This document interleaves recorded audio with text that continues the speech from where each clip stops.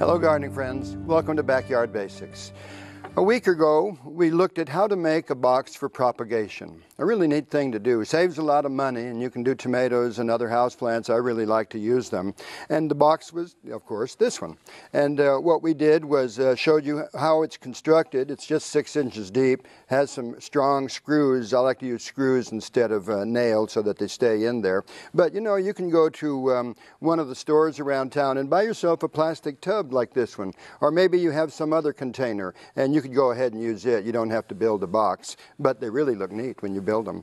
So it's lined on the inside with a piece of plastic, and we put this sand in here. The sand is a moistened sand. That's real important. I'll explain it in a minute.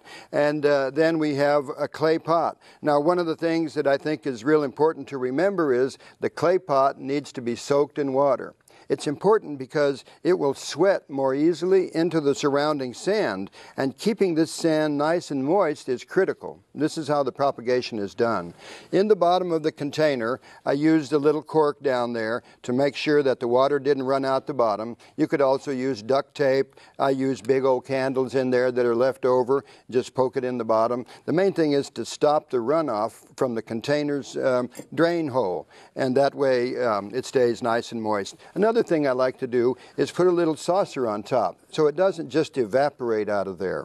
So there we have it. We have a nice propagation box. So one of the things I'm going to do is show you a couple of these cuttings. Now this is a pilea, also known as an aluminum plant. I really like this little house plant. It's a very good one, and if you propagated a bunch of them, you could actually use them outside in the shade as a type of plant for the ornamental part of your garden. So there's the cutting. This little aluminum plant cuts very easily. If the cutting is short, go ahead and remove a couple of these leaves right here. That'll give you something to stick into the container. And then what we're going to do is just make a bunch of holes in there and stick these in. So there's our little aluminum plant. The next thing we're going to do is take a cutting from this pilea. I love the pileas. They're great little plants. In this case, it goes all the way down to right there so that the roots will form right there. That's how this particular one is done. And then finally, this is another peperomia, and this is a beauty, isn't it? And so we'll once again make the hole, stick the cutting down in there, and close it up that way. And in about 2 weeks, you're going to begin to see roots on there.